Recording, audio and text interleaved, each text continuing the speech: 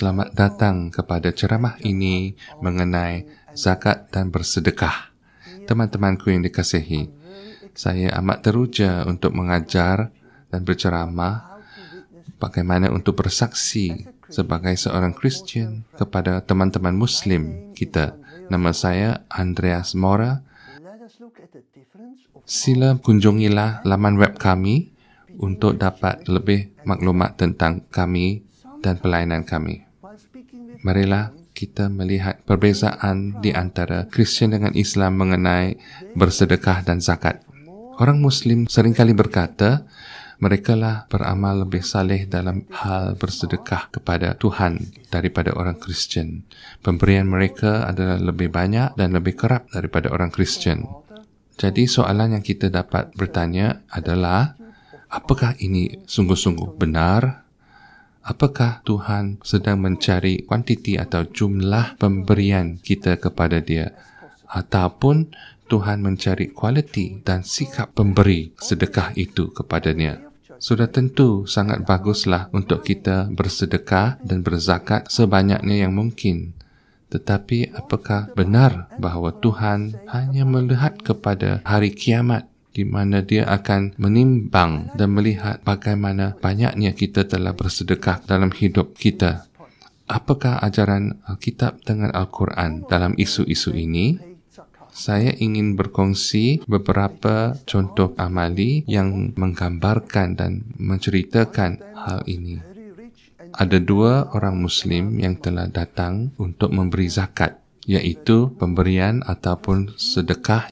Salah seorang daripada mereka sangat kaya dan telah memberikan sejumlah wang yang cukup banyak. Yang keduanya adalah miskin, tetapi dia ingin bersedekah dan berzakat sebanyak yang diboleh kepada Tuhan dan telah memberikan duitnya yang terakhir kepada dana khazanah Bait Allah di sana.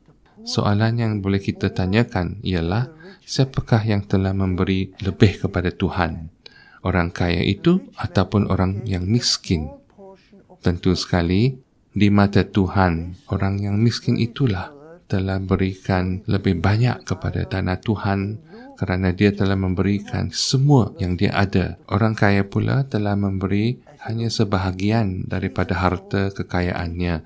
Kisah ini sangatlah mirip dengan kisah yang terdapat di dalam Alkitab, buku Lukas, pasal 21, ayat 1 sampai 4. Sewaktu Yesus Dia telah melihat orang kaya memberi pemberian mereka ke dalam khazanah Bait Allah.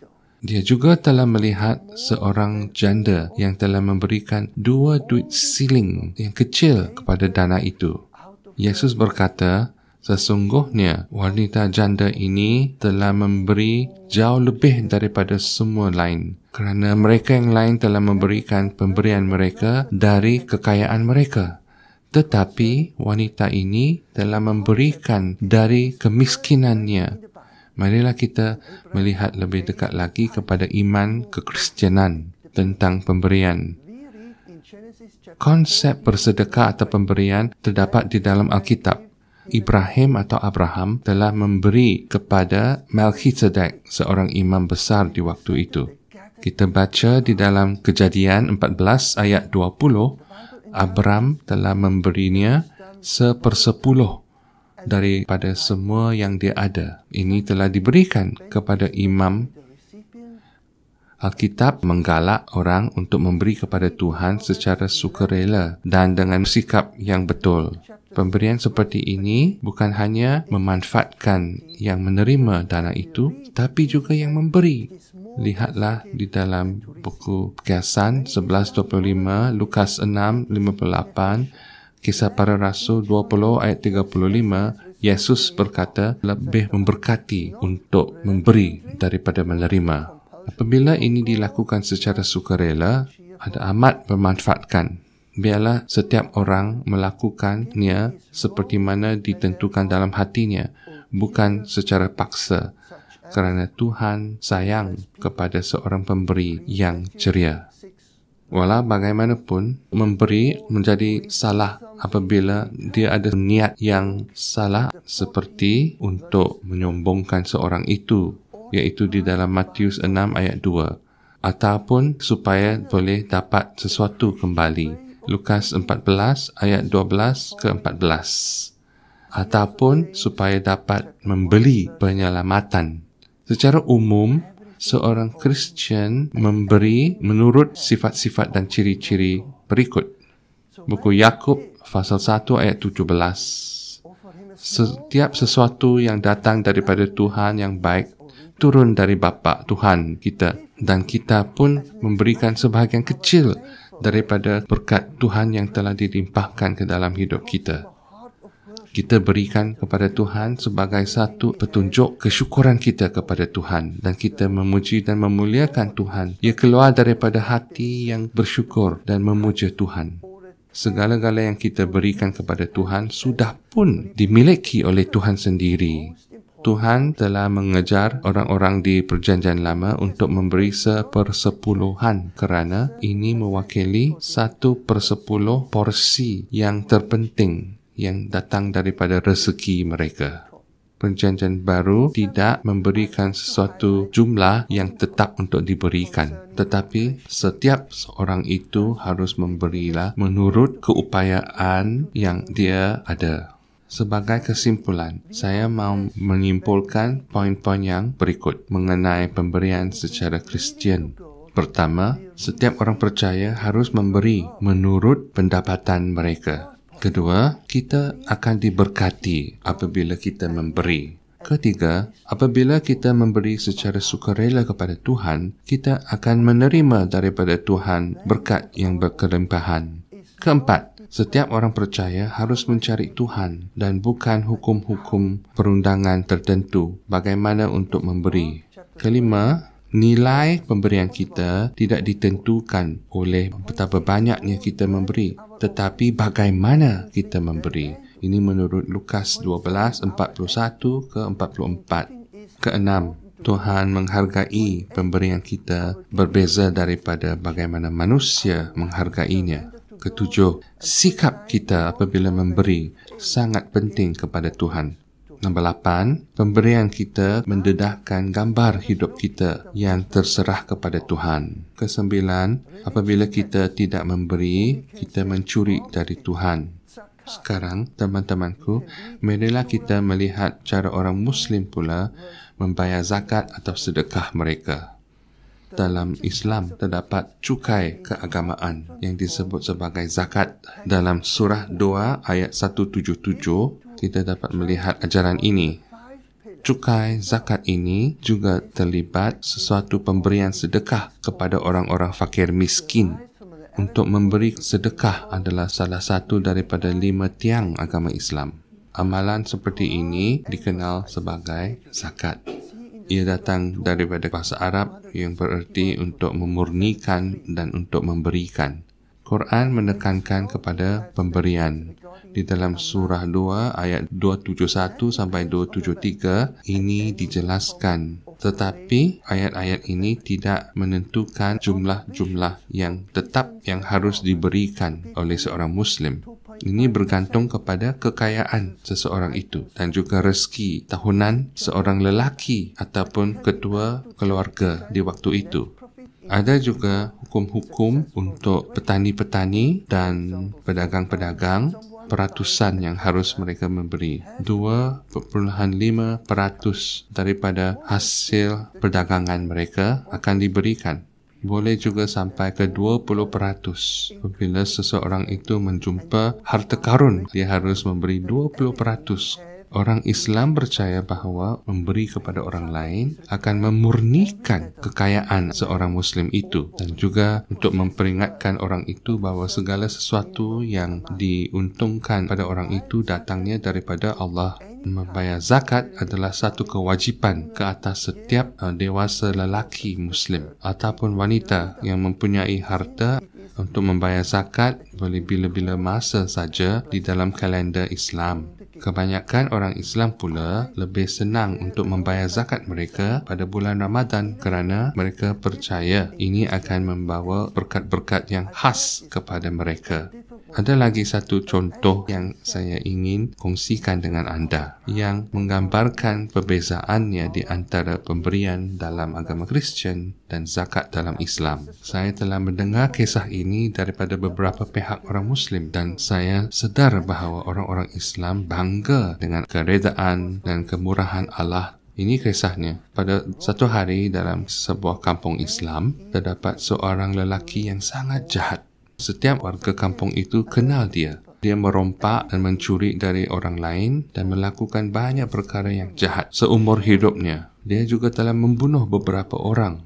Setiap orang dalam warga kampung itu sudah menandai bahawa orang yang jahat ini akan masuk neraka Jahanam. Tetapi apabila orang ini sudah menjadi tua dan sehari sebelum dia meninggal dunia, sesuatu yang luar biasa telah terjadi. Apabila dia melintasi jalan, dia telah melihat seekor anjing yang sakit di tepi jalan dan dia merasa tersentuh kepada anjing ini dan dia telah berikan sedikit air untuk minum kepada anjing yang sakit itu. Pada saat itu juga Allah telah melihat kerja kebajikan orang tua ini untuk anjing yang sakit itu dan orang ini telah memperkenankan hati Allah dengan aksinya dan Allah memutus untuk membuka pintu syurga kepada orang yang jahat ini hanya kerana dia telah melakukan satu kerja amal yang baik.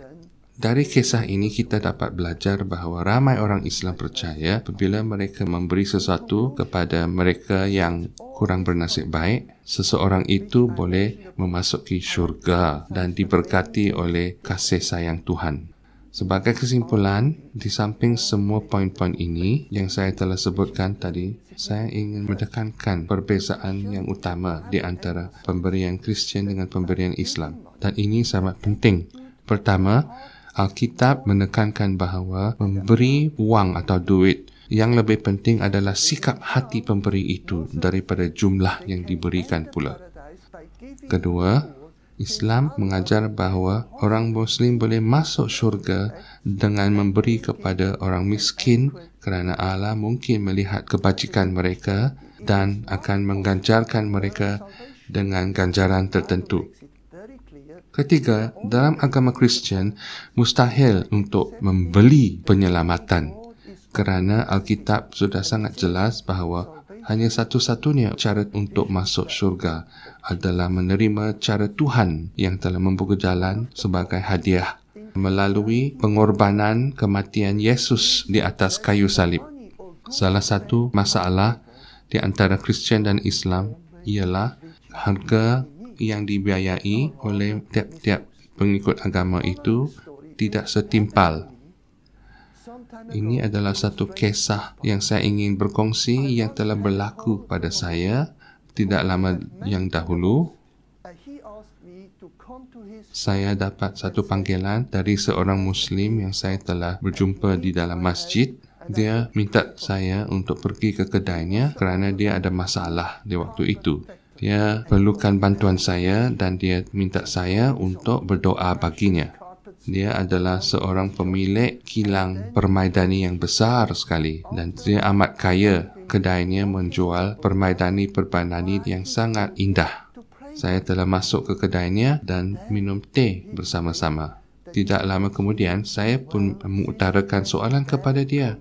Apakah permasalahanmu? Kenapa kamu telah panggil saya untuk datang berdoa? Dia menjelaskan bahawa dia tidak dapat tidur dengan nyenyak kerana suara hatinya telah mengganggunya. Dia telah mencuri wang dari tabung zakat. Dia adalah pemungut duit zakat untuk 5 buah masjid di daerahnya untuk beberapa tahun. Dan secara rahsia dia telah mencuri jumlah-jumlah wang yang besar daripada tabung ini dan melaburkan duit haram ini ke dalam bisnesnya. Dia mohon saya untuk mendoakan dia supaya dia boleh tidur dengan nyenyak.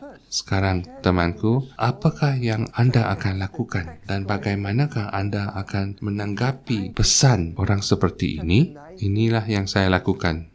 Pertama, saya telah menceritakan kepadanya cerita Zakheus pemungut cukai dari Alkitab. Ini dari buku Lukas pasal 19 ayat 1 sampai 10. Kemudian, saya menggalakkan teman saya ini untuk berdoakan kepada Tuhan yang Maha Esa itu dan saya menjelaskan kepadanya cara penyelamatan Tuhan yang di dalam Alkitab. Saya telah memberikannya sebuah Alkitab untuk dibaca dan saya telah pun mendoakan untuknya. Tetapi supaya dia dapat mencari dan menjumpa Tuhan yang benar itu dan cara penyelamatan Tuhan ini, dan melalui ini dapat memperolehi damai sejahtera yang sejati dalam hatinya, dan kemudian dia dapat tidurlah dengan nyenyak. Teman-temanku, apakah respons anda sekarang? Apakah saya telah menjelaskan perbezaan di antara dua amalan ini dengan jelas untuk kamu? Apakah kamu mahukan perbincangan yang lebih lanjut?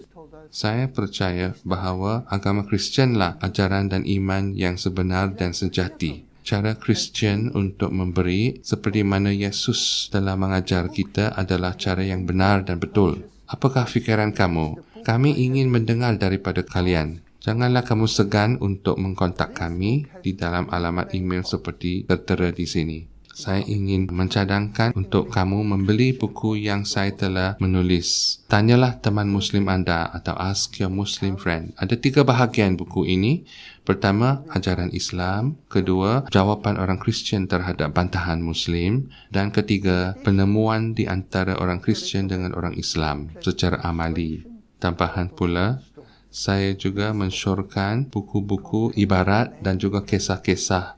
Dalam buku kecil ini terdapat banyak kisah-kisah yang sangat membantu untuk menjelaskan perhubungan Kristian dan Islam. Buku-buku ini boleh didapat di dalam banyak bahasa. Dan juga layarilah website kami seperti tertera di dalam skrin ini. Dan juga pergilah ke laman-laman web seperti ini yang lain. Jumpa lagi dan Tuhan memberkati anda.